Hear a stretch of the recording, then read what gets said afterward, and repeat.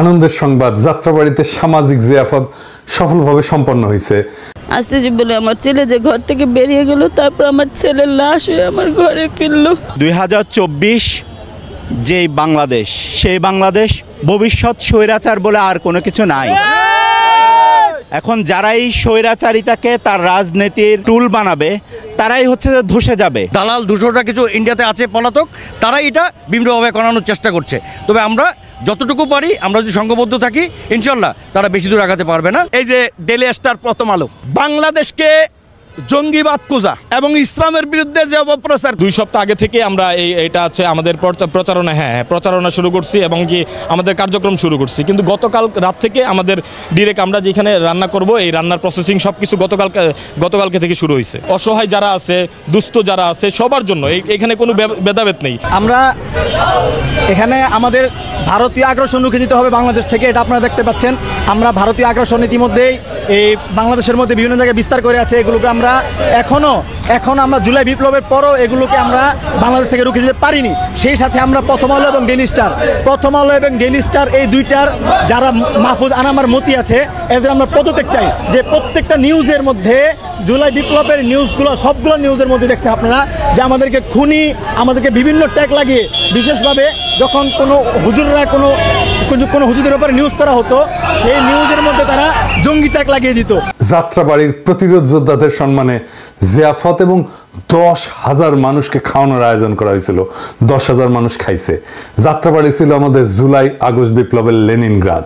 তাই যোদ্ধা আর শহীদ পরিবারের সম্মানে এই সেলিব্রেশন, র্যালি হয়েছে, গান হয়েছে, আতশবাজি পোড়ানো হয়েছে, খাওয়া দাওয়া তো হয়েছেই। 10,000 লোককে খাওয়ানো হয়েছে সারাদিনে। তারপরে অনেক খাবার বেঁচে গেছে। এলাকার মাদ্রাসাগুলোতে দেওয়া হয়েছে খাবার। আমি অবাক হইলাম, 10,000 মানুষ তো কম না, তারপরেও খাবার বাঁচে কেমনে? আয়োজনে যারা ছিল তারা বলছে খোদা তাআলা বরকত দিচ্ছে। হয়তো দিচ্ছেন। যারা দান করছেন আমি তাদের কাছে কৃতজ্ঞতা জানাই। আধার প্রদীপ ফাউন্ডেশন বাংলাদেশ টিম কাজে সাহায্য করছে, তাদেরকেও আমি কৃতজ্ঞতা জানাই। পর্যটন কর্পোরেশনের শেফরা এসব বিনা পারিশ্রমিকে রান্না করে দিয়ে গেছেন, পর্যটন কর্পোরেশনকে আমাদের কৃতজ্ঞতা। শহীদ পরিবার যারা আসছেন তাদের কাছে কৃতজ্ঞতা। পুলিশের তরফে নিরাপত্তার জন্য ব্যবস্থা করা হয়েছে, উনারাও শহীদ পরিবারের পাশে বসে খাইছেন। এক অপূর্ব দৃশ্য। এইভাবেই অবিশ্বাস আর সন্দেহ কাটবে। আইজিপি সাহেব নিজে ফোন করে খবর নিছেন, উনারাও আমাদের কৃতজ্ঞতা। এত বড় আয়োজন আমরা করতে পারবো এটা আমরা ভাবি নাই, কিন্তু হয়ে গেল, খোদা তাআলা মিলাই দিলেন। আমি খালি ভাবতেছি খাবারে এমন বরকত আসলো কিভাবে। আমাদের এরপরের জিয়াফত রামপুরায়, আমরা তারিখ দেব তাড়াতাড়ি। রামপুরার ভাই বোনেরা রেডি হন। এইবার আসেন আসল আলাপে, গুপ্ত হত্যা নিয়ে আলাপ করি। আপনারা শুনছেন এর মধ্যে সারা দেশে গুপ্ত হত্যা হইতেছে, ছাত্ররা মারা যাইতেছে বেঘরে। কয়েকজন মারা গেছে, কেউ মার খেয়েছে, কেউ হত্যার হুমকি পাইছে। ফেসবুকে লাইভে প্রকাশ্যে আওয়ামী লীগের অমি রহমান পিয়াল হত্যার নির্দেশ দিচ্ছে। শোনেন, আমাদের এই জয় বাংলা, আমি মনে করি এই জয় বাংলার এক্সটেনশন হতে হবে ওই রকম দালালদের হত্যা করা। যে লোকগুলো আমাদের এই মেটিকুলাস প্ল্যান বলে একটা, মানে কি বলে, গেট ব্যাক বাংলাদেশ বইলা ইস্ট পাকিস্তানের দিকে ফেরত দিচ্ছে, মানে 54 বছর আগে নিয়ে যাচ্ছে। এদের বিরুদ্ধে লড়াই করতে হবে এবং দ্যাট ইজ একেবারে খুঁজে প্রতিটা গ্রামে, প্রতিটা মহল্লায় এই দালালদের হত্যা করা হলো গিয়া মিশন হওয়া উচিত। দ্যাট উইল মেক এ মুক্তিযোদ্ধা। এবং এই মুক্তিযোদ্ধার প্রথম কলেমা হচ্ছে Joy Bangla. That is the campaign we are doing. Swiss আইনে, ইউরোপিয়ান আইনে এটা অপরাধ, চরম অপরাধ। আমরা জানতে চাই বাংলাদেশের পররাষ্ট্র মন্ত্রণালয় কি করছে এটা নিয়ে। আমরা প্রকাশ্য বিবৃতি চাই। আমরা চাই পররাষ্ট্র দপ্তর সুইস অ্যাম্বাসাডারকে ডাইকা ভিডিও দেখাক সাবটাইটেল দিয়া, জানতে চাক তোমরা কি করছো। সুইজারল্যান্ডের বাংলাদেশি ডায়াসপোরা আপনাদের ট্যাক্সের পয়সায় তারা ভাতা দেওয়া হয়, সে আরেকটা দেশে সেই সুইজারল্যান্ড থেকে হত্যার হুমকি দিবে। ছাত্ররা মিছিল করতেছে, নিরাপত্তা চাইতেছে, কিন্তু ছাত্ররা কেন অমি রহমান পিয়ালের এই প্রকাশ্য হত্যার নির্দেশের বিরুদ্ধে পররাষ্ট্র মন্ত্রণালয় কি করছে তার জবাব চায় নাই। যাই হোক, আসেন আমরা দেখি হামলাগুলো কারা করতেছে। আমি মনে করি না যে অমি রহমান পিয়ালের হুমকিতে বাংলাদেশে কেউ কিছু করবে। ওই ক্ষমতা ওই হেডম অমি পিয়ালের নাই। রাজনীতিতে এইসব ভাব নিতে হয়, সে নিছে। এই ভাব ওর পশ্চাতে হামদায় দিতে হবে, সেটা পররাষ্ট্র মন্ত্রণালয় করুক, না করলে আমরা দেখব। তবে যা রটতেছে তার মধ্যে কিছু ঘটনা আছে যা নিজেদের মধ্যে মারামারি, ছিনতাই, আবার কিছু সত্যি সত্যি গুপ্ত হত্যা। এর মধ্যে আমি সাদমান বলে একটা ছেলে, এই যে লড়াইয়ের ফ্রন্টলাইনার, তার একটা স্ট্যাটাস দেখলাম যে তার উপরে হামলা হয়েছে আর সে মৃত্যু ভয় করতেছে। আমার যেহেতু তার সাথে যোগাযোগ আছে এবং ওই ছেলেটার ভিডিও আমি ইউজ করছি, কিন্তু ছেলেটাকে পুলিশ আর্মার্ড কার পেইন্ট দিয়া অকার্যকর করে দখল করে নেওয়া সেই যুবক দেখেন।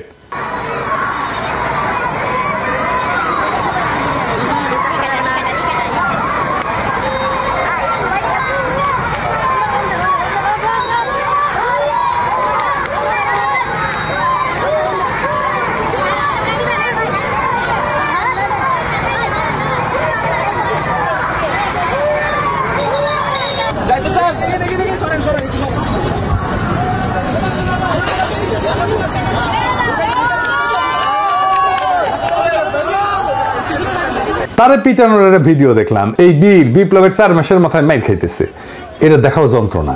যাই হোক, ওর সাথে কথা কইলাম, সে বলল বিস্তারিত, সেটা আপনারা ভিডিওতেই দেখেন, শুনেন। আসসালামু আলাইকুম, আমি সৈয়দ সাদমান সাকিব, আমি ইউল্যাবের একজন স্টুডেন্ট। গত 1 ডিসেম্বরের যে একটা ঘটনা ঘটে, আমার উপরে কিছু বড় ভাইরা, আসলে আমার ইউনিভার্সিটির সিনিয়র বড় ভাই তারা, তো তাদের সাথে বাকবিতণ্ডা এবং একটু ভুল বোঝাবুঝির কারণে আমাদের মধ্যে একটু রেষারেষি হয় এবং মারামারির পর্যায়ে চলে যায় বিষয়টা। তো সেই জায়গা থেকে আসলে অনেক ঘটনা অনেক দিকে চলে যায়, অনেকে অনেকভাবে জিনিসটাকে মিস ইন্টারপ্রেট করা শুরু করে। কয় তারিখ? 20 তারিখ। আজকে 20 তারিখ আমরা সবাই একত্রিত হয়েছি বিষয়টার সমঝোতার দিকে কিভাবে আগানো যায়, কিভাবে জিনিসটা মিউচুয়াল করা যায়, সেজন্য আমরা আজকে একত্রিত হয়েছি। এখানে কিছু বিষয় আসলে আসছে, সেটা হচ্ছে 1-2 দিন আগে আমি একটা পোস্ট দিয়েছিলাম। তো এই পোস্টের কারণে হয়তো বা অনেকে ভাবতেছে যে তারা ছাত্রলীগ, যেটা আসলে কতটুকু সত্য কি মিথ্যা সেটা কেউই বিচার করতেছে না।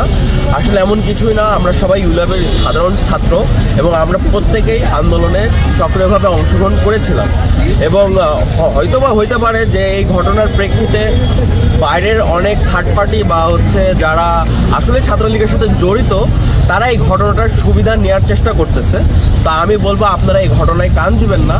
এবং আরেকটা বিষয় যেটা, যে যখন আসলে আমাদের মধ্যে ঝামেলাটা হয়, সেখানে তাদের কাছে একটা ইনফরমেশন আসে, সেই ইনফরমেশনের ভিত্তিতে আসলে তারা আমার সাথে রাগারাগি করে বা মারপিটের পর্যায়ে যায়। তো এই বিষয়ে আমি একটু অনুরোধ করবো বড় ভাই যারা ছিলেন ওই ঘটনার সময়। আসলে চাঁদাবাজির বিষয়টা একটা এলিগেশন আসে সাধারণ শিক্ষার্থীদের কাছে, যে হচ্ছে যে একটা চাঁদাবাজের একটা এলিগেশন আসে, কিন্তু এটা আসলে যাচাই করে দেখা হয়েছে এটা আসলে কোনো ভিত্তিহীন, এটার কোনো ইয়া নাই, এটার সাথে কোনো সম্পৃক্ততা নাই। আমাদের শ্রদ্ধেয় বড় ভাই যে তারেক মনোয়ার ভাই, উনি সদস্য সচিব মোহাম্মদপুর থানা নাগরিক কমিটি, তো ভাইয়া নিজে থেকে আসলে বিষয়টা সমাধান, নিজে দাঁড়িয়ে থেকে বিষয়টা সমাধান করে দিয়েছে। এখন থেকে আমরা যেটাই বলবো, আমরা সবাই আসলে ইউলেবিয়ান, আমাদের মধ্যে কোনো ভেদাভেদ নাই। ভাই নিজে থেকে বিষয়টা আসলে প্রবলেমটা পুরো সলভ করে দিয়েছে। সবাইকে ধন্যবাদ। তার মানে পুরাটাই ভুল বোঝাবুঝি, দুই পক্ষে আন্দোলনের শক্তি। এখন যারা মারছে তাদেরকে বলি, মারপিট পর্যন্ত যায় কেন ভাই? এখন বলতেছো যে চামদার অভিযোগ সত্য না, তাহলে মারতে গেলা কেন? সত্য মিথ্যা যাচাই না করে কাজ করবা না, কেউ না, কোথাও না। এরপরে কিন্তু মাপ চাইয়া পার পাবে না, নিজেরা মিউচুয়াল করে নিতে পারো, কিন্তু মাপ চাইয়া পার পাবে না। আমি ধরবো। আরেকটা টার্গেট কিলিং এর খবর অ্যানালাইসিস করলাম একজন সমন্বয়ের অনুসন্ধান থেকে দেখি। নর্থ সাউথ বিশ্ববিদ্যালয়ের শিক্ষার্থী বইলা খবর উঠছিল এবং দেখা গেছে সে দেখছে যে নর্থ সাউথ বিশ্ববিদ্যালয়ের কেউ না, হয়তো ব্র্যাক বিশ্ববিদ্যালয়ের প্রাক্তন শিক্ষার্থী হইতে পারে, তবে এখনকার ছাত্র না। এই সমস্ত জিনিসগুলো আরো নিশ্চিত হয়ে ঘটনার গভীরে যে দেখা দরকার যে আসলে কি ঘটতেছে। আবার বলতেছে 3 দিন আগের এআইইউবি শিক্ষার্থী ঘটনায় টার্গেট কিলিং এর শিকার বলে ছড়ানো হয়েছে। পুলিশ ইতিমধ্যেই হত্যাকারীকে আইনের আওতায় নিয়ে আসছে। পুলিশের বক্তব্য অনুযায়ী হামলাকারীর বিরুদ্ধে ছিনতাইয়ের 9টি মামলা করা আছে। সুতরাং হামলাকারী ছিনতাই রিলেটেড কারণে এই ঘটনা ঘটাইছে বলে অনুমান করা যায়। তৃতীয় ঘটনা নিশ্চয়ই ইউনিভার্সিটির শিক্ষার্থী। এখানে ছড়ানো হয়েছে যে ভারত বিরোধী পোস্টের জন্য হয়তো তাকে টার্গেট কিলিং করা হয়েছে তার ফেসবুক পোস্ট দেখা, কিন্তু এটা নিতান্তই ছিনতাইয়ের ঘটনা এবং ছিনতাইকারী হত্যাকারী ধরাও পড়ছে। তো ছাত্রলীগের হামলা কিন্তু আছে। কিছুক্ষণ আগে খবর পেলাম আসলে ছাত্রদল নেতাকে কুপায় হত্যার চেষ্টা করা হয়েছে। টার্গেট কিলিং বা গুপ্ত হত্যা হচ্ছে বলে আমি মনে করি। আওয়ামী লীগের ইতিহাস তাই বলে, তারা সব সময় ইতিহাসে করে আসছে। আওয়ামী লীগের খুন, জখম, হত্যা, সন্ত্রাসের সক্ষমতা আছে, তাদের সেই ক্যাডার বাহিনী আছে, অস্ত্র আছে, এবং তাদের সেই নির্মমতা আছে, সেই বর্বরতা আছে। এটারে ছোট কইরা দেখবেন না, সে আগেও এটা করছে। তবে আরো কয়েকদিন লাগবে এটার প্যাটার্ন বুঝতে। খুব সম্ভাবনা আছে আওয়ামী লীগ অর্থাৎ তার গণসংগঠনগুলা, police, Ansar, Chhatra League, BJP, NSI, আর্মির মধ্যে থাকা তাদের লোকজন এবং ইন্ডিয়ার নানা ধরনের এজেন্টরা এই অপারেশন চালাচ্ছে বলে আমি মনে করি। আওয়ামী লীগ কিভাবে প্রতিহিংসা নেয় তার একটা ঘটনা আপনাদেরকে বলি। 1974-এর দুর্ভিক্ষে বাসন্তীর একটা আইকনিক জাল পড়া ছবি ছাপা হয় ইত্তেফাকে। সেরা জালটা গায়ে জড়ায় কলার থোর সংগ্রহ করতেছে অনাহারী বাসন্তী, তার পাশে দুর্গতি নামের ছিন্ন জাল পড়া বাসন্তীর বোন। ইত্তেফাকে ছাপা হওয়ার পরে সারা দুনিয়া চমকায় যায়। এটাই মুজিব শাসনের পতন নিশ্চিত করে। এই ছবিটা গায়েব করে দেওয়া হয়েছিল। আমি মূল ছবিটা খুঁজে বের করে রেস্টোর করে স্বাধীনতোত্তর বাংলাদেশ বই যুক্ত করছি। এই ছবির চিত্রগ্রাহক আফতাব আহমেদকে শেখ মুজিব হত্যার পটভূমি তৈরি করে দায় অভিযুক্ত করে আওয়ামী লীগ। এই ছবির চিত্রগ্রাহক আফতাব আহমেদ, তার পরিণতি কি হয়েছিল জানেন? 2013 সালে নিজ বাসায় রহস্যজনকভাবে খুন হয়, বলা হয় ডাকাতি। বাসায় একাই থাকতেন। এটা কি খুব স্বাভাবিক ঘটনা বলে মনে হয়? সব খুনেরই মোটিভ থাকে। এই খুনের মোটিভ প্রতিহিংসা। আওয়ামী লীগ প্রতিহিংসা পরায়ণ একটা দল। এইটা শুধু আমার কথা না, মুরব্বী মির্জা ফখরুলেরও কথা। শেখ মুজিবের উৎখাতে যারা জড়িত ছিল তাদের সন্তানদের পর্যন্ত হত্যা করছে। আফসানার ঘটনা আমি একটা এপিসোড করছি। এটাই হাসিনা চালায় যাবে। হাসিনার পলায়নের প্রতিশোধ হাসিনার দলের গুন্ডারা নিবে। অনেকেই মনে করে একটা বেটার আওয়ামী লীগ তৈরি হলে খারাপ না, হয়তো সোহেল তাজগিরের একটা বেটার আওয়ামী লীগ তৈরি হবে। আপনারা আমার ফাঁসি চাই বই পড়েন নাই? হাসিনা ছাড়া কেউ আওয়ামী লীগ করতে চাইলে আওয়ামী লীগের গুন্ডারা এটা হইতে দেবে না, পিটায় ঠান্ডা করে দেবে নিজের দলের লোকদেরই। আর আওয়ামী লীগ তো প্রকাশ্যে দাপটের সাথে ঘুরে বেড়াইতেছে। এই যে দেখেন হেলমেট মাথায় রিভলভার হাতে থাকা এই সন্ত্রাসীর হাতে একাধিক ছাত্র খুন হয়েছে। এর নাম গোলাম সাদমান জনি, যুগ্ম সাধারণ সম্পাদক চট্টগ্রাম মহানগর ছাত্রলীগ। আশ্চর্যের খবর হইল বুদ্ধিজীবী দিবসে রায়ের বাজার বদ্ধভূমিতে শ্রদ্ধা জানাইতে গেছিল এই পোলা। এরা ফিরে আসছে কাদের শক্তিতে? আমি একটা জরিপ করছিলাম, প্রায় 5 লাখ লোক ভোট দিছে। 77% লোক বলছে বিএনপির আশ্রয় প্রশ্রয়ে ফিরছে এরা। তাহলে এখন কি করণীয়? এইভাবেই মাইর খেয়ে যাবে আমাদের ছেলেরা? ছাত্রদের এবং জুলাই আগস্ট বিপ্লবের সকল বিপ্লবী শক্তিকে রক্ষা করতে হবে। এটা আমাদের একমাত্র প্রধান কর্তব্য এখন। যদিও কিছু বিজ্ঞজন এটারে বিপ্লব বলতেই নারাজ। তাদের জায়গায় বলেন না এই রক্তপাত কিভাবে বন্ধ হবে? আমরা নাকি অরাজকতা করি। বিশেষ করে আমার নামে কি বিপুল ঘৃণা চড়ানো হয়েছে দিনের পর দিন, কতদিন ধরে দেখছেন তো। আমি নাকি অরাজকতা করতেছি। আমার নাম দিছে এনার্কি ভট্টাচার্য। চিন্তা করেন, নাম হয়ে গেল আমি নাকি মব উস্কাইতেছি। বিপ্লবী জনতা হয়ে গেল মব। ক্ষমতা পেয়ে গেছে তো মাদারবোর্ড সুশীলদের এখন বিপ্লবী জনতার দরকার নাই, তারা এখন নিছকই মব। এই বাঙ্গু সুশীলদের মাইন না দিলে এটা সোজা হয় না। 3টা জিনিস কাজ করে এদের জন্য। মাইর, 3rd ডিগ্রি মাইর একেবারে, গাই অথবা সারদা একাডেমির ঘোড়া দিয়া গোয়া মারাবেন, ঠিক হয়ে যাবে এগুলা। এই যে এটারে বিপ্লব বললো না, সেই জন্যই এই বিপ্লবটাকে বিপ্লব বলে গঠন করা গেল না কিছু মাদারবোর্ডের জন্য। যে কোনো বিপ্লবের পরে পুলিশ, আর্মি বা মিলিশিয়া তৈরি হয় বিপ্লবী শক্তিকে দিয়া। এমনকি শেখ মুজিব করছে। শেখ মুজিব রক্ষী বাহিনী তৈরি করছে, মিলিশিয়া বাহিনী তৈরি করছে মুজিব বাহিনী দিয়া। আমি 21শে আগস্ট ছাত্রদের দিয়ে মিলিশিয়া তৈরি করতে লিখছিলাম, বলছিলাম যেই পুলিশ চলে গেছে এদের ফিরে আনার কোনোই দরকার ছিল না। পাড়ায় মহল্লায় 18 থেকে 28 বছর বয়সীদের দিয়া আইন শৃঙ্খলা রক্ষা কমিটি বানাইতে হইতো। তারাই আইন শৃঙ্খলা রক্ষা করত। এদের পর্যায়ক্রমে প্রশিক্ষণ দিয়া পুলিশে আত্মীকরণ করতে হতো। এখনো এটা করা সম্ভব। আমি বলছিলাম এই দুর্নীতিগ্রস্ত, ট্রিগার হ্যাপি, রক্তপিপাসু পুলিশ বাহিনী আগামীর বাংলাদেশের কোনো কাজেই আসবে না। এই পুলিশ বাহিনীকে ফিরে আনা হয়েছে। বিপ্লবী ছাত্রদের হাতে অস্ত্র দিয়া মিলিশিয়া বানাইলে আজকে বেঘরে মরতে হইতো না। আমি বলছিলাম পাড়ায় পাড়ায় কমিটি করে ফেলতে। বিপ্লবের পর কেউ করে নাই ছাত্ররা। বলছে এটার মধ্যে নাকি ছাত্রদল, ছাত্র শিবির ঢুকে যাবে। আমি বলছিলাম উপজেলা, জেলা, বিভাগ, তারপরে জাতীয় সমাবেশ করতে, করে নাই।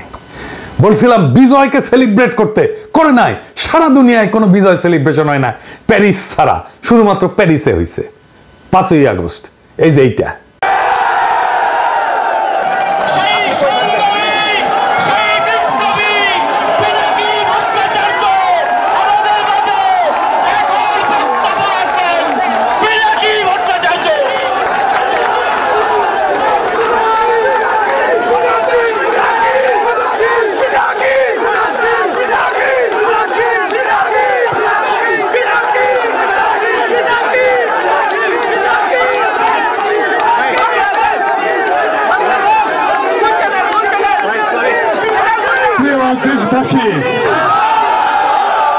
বলছিলাম ছাত্র সংসদ নির্বাচন করে ফেলতে, করে নাই। বলছিলাম স্থানীয় সরকার নির্বাচন করে ফেলতে, করে নাই। পুরা বিপ্লবী শক্তি অসংগঠিত হয়েছে দিনে দিনে ক্রমাগত, আর আওয়ামী লীগ সংগঠিত হয়েছে। এই গুপ্ত হত্যা চালাবে আওয়ামী লীগ, বিপ্লবী শক্তিকে টেরোরাইজ করতে, নিশ্চিহ্ন করতে, মাঠ থেকে সরাই দিতে।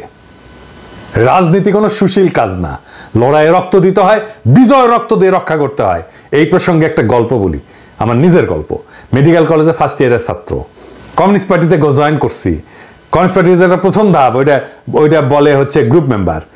তো সেই ধাপে আছি, গ্রুপ মেম্বারদের ট্রেনিং দেওয়া হয়, নানা পড়াশোনা করানো হয়, নানা বিষয়ে পার্টি কালচার ট্রেনিং দেওয়া হয়।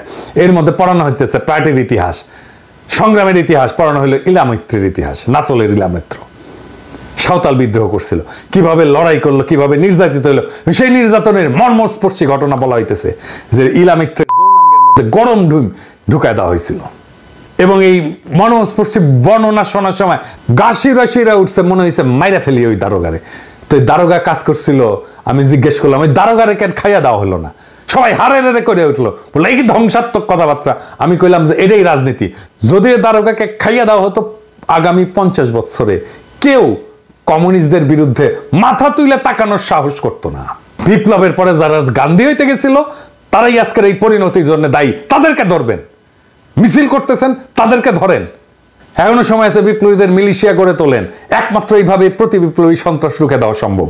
এই সরকারের কাছে নিরাপত্তা চায়েন না, সরকারকে বাধ্য করেন মিলিশিয়া বাহিনী তৈরি করতে ছাত্রদের দিয়া। বিপ্লব রক্ষা আর আক্রমণ ঠেকানোর আর কোনো রাস্তা নাই, প্রচুর উদ্বৃত্ত অস্ত্র থাকে, তাই দিয়া মিলিশিয়া বানানো সম্ভব। যদি কেউ দায়িত্ব নিতে না চায়, আমারে দায়িত্ব দেন, অথরিটি দেন, 3 মাসে মিলিশিয়া বাহিনী বানায় দিয়ে আসবো বাংলাদেশে। সলিউশন দিয়ে দিলাম, সরকারকে বাধ্য করেন। এভাবে বিপ্লব শুধু না, বিপ্লবীদের জীবন রক্ষা পাবে। ইনকিলাব জিন্দাবাদ।